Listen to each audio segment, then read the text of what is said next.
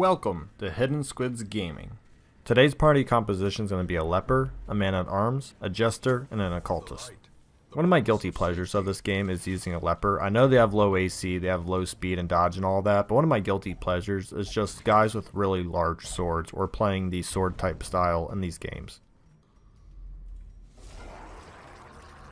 I do have the Occultist who can reduce the protection, but I'm going to pull the Piranhas forward first so I can get rid of the damage dealers first.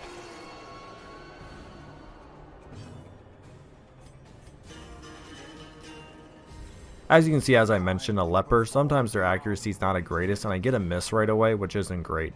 So I'm going to prep for their offense by giving us some reduced stress and more dodge. It doesn't help with the Leper, but I don't really expect the Leper to dodge much due to his low dodge. However, with 60 dodge on the Occultist, I expect a lot.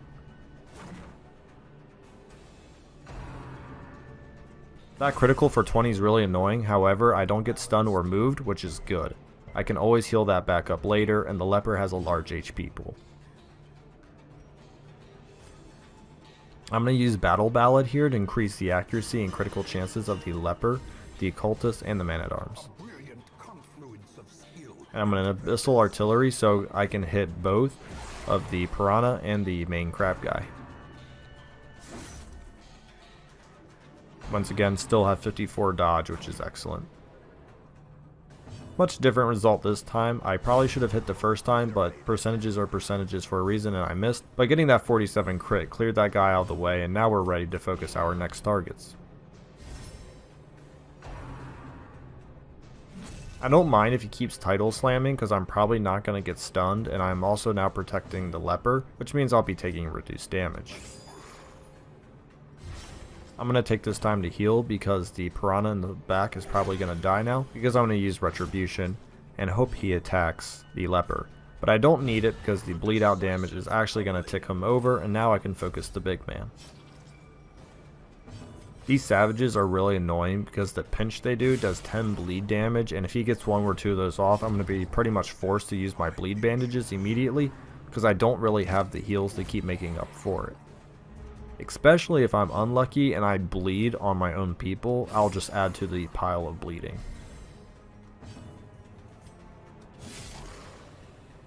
I'm getting pretty lucky that I'm not getting bled yet, so hopefully I can kill this guy before it becomes an issue.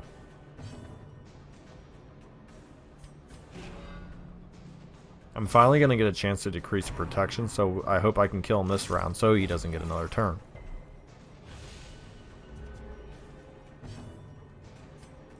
And in this party, you're going to see me use a little bit of food that you haven't seen me use in other parties. I do that because they have so much HP, the Occultist may not be able to heal them every time.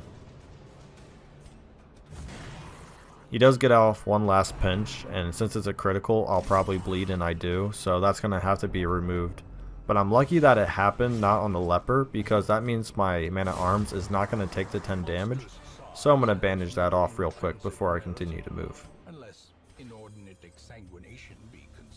Some of the obvious pros of this lineup is that it can do really high damage. The Leper and the Man-at-Arms can do a good amount of damage, and so can the Jester once this bleed DOT starts kicking in. This party has good stress heals because the Jester can heal 12 stress and also reduce incoming stress, and the Leper can also take care of his own. This lineup has a good riposte and protection lineup with the Man-at-Arms, so if they're focusing the Occultist, I can guard him or I can guard the Leper since he's in the front row and he's typically targeted a lot. That way my Man-at-Arms can take minimal damage while still pumping out damage to the enemy every turn, which means I get almost 2 attacks per turn. And finally, between the Man-at-Arms, the Leper, and the Jester, you can buff up this party pretty well. The Leper can add damage to his own with his ability, the Man-at-Arms can decrease stress coming in and increase dodge, and obviously the Jester has Battle Ballad. All these skills are very viable and create your party to be a lot stronger for every fight.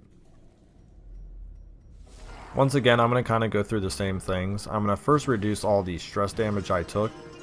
If you didn't see it, I failed to get a trap, so I took a lot of stress damage, so I'm going to focus on bringing that down a little bit. But the battle is the same idea. I'm going to pull the Piranha forward first because he's the guy I can see, and then I'll do the stress dealer next. Once again, this is why I bring the Piranha forward, because that 26 critical is extremely harsh, and I need to get rid of him quickly.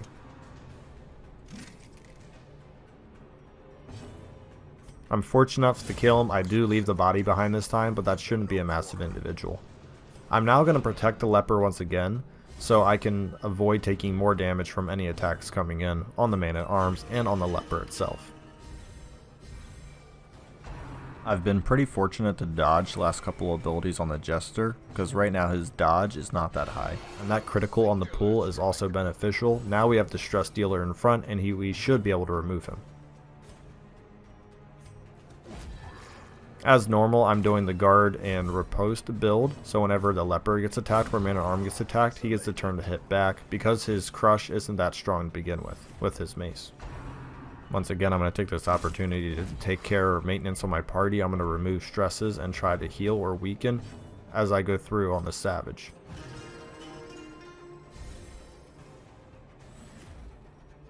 And I'm going to keep protecting just so I can get to that 60%. I'm hoping the RNG won't be pinching. I hope he'll at least title slam once or twice, because I really don't want him to keep doing the pinch.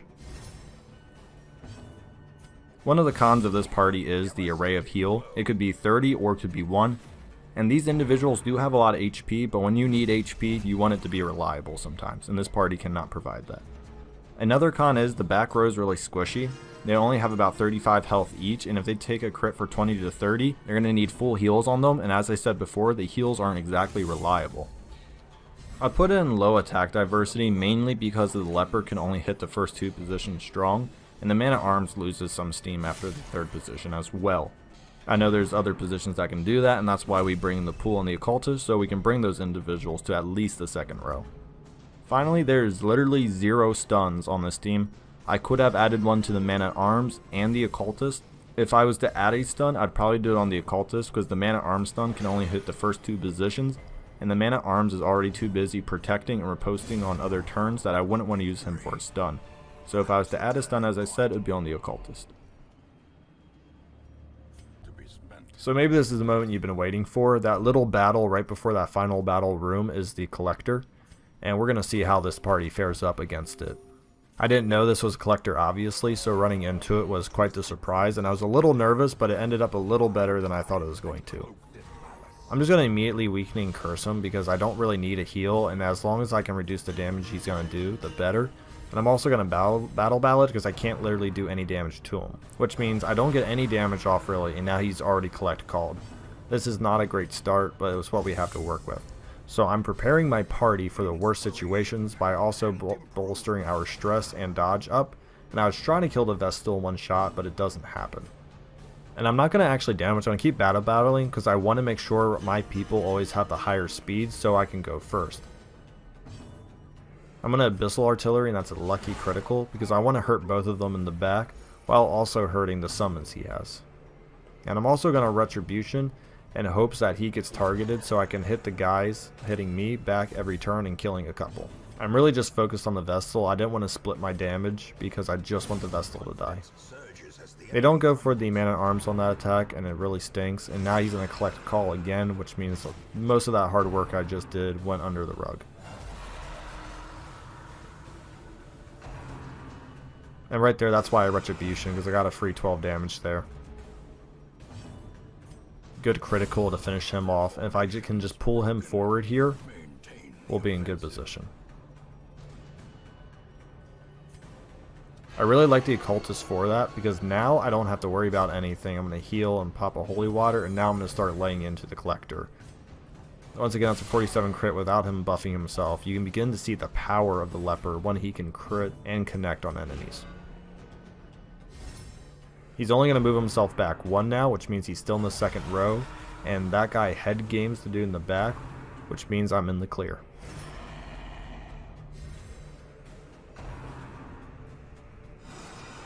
I'm actually going to pump damage into the Collector now because I have a pretty good amount of speed on everybody, and I just want to get this fight over with.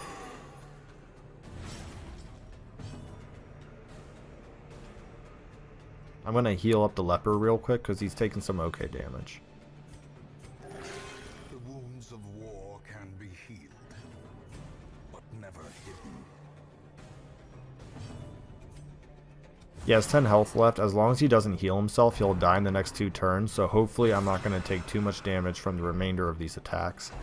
They are focusing my Occultist right now, which is not good because he only has 12 health left. That's a weak part of the Occultist. Once he starts getting hit, there's really not a lot of viable options to heal himself back up. That's a critical strike on my Man-at-Arms to reduce him for 21 health, and once again I'm getting a small amount of spread damage happening. I am going to heal the Occultist though, because the Man-at-Arms obviously has a lot more health. And now I'm going to finish off the Collector with the Jester to make this fight nice and done. Overall, that's a pretty good fight without getting a stun on the Collector in the beginning, or getting my whole party to go. Thank you for watching. Let me know what lineups you like, and see you on the next video. Like and subscribe below.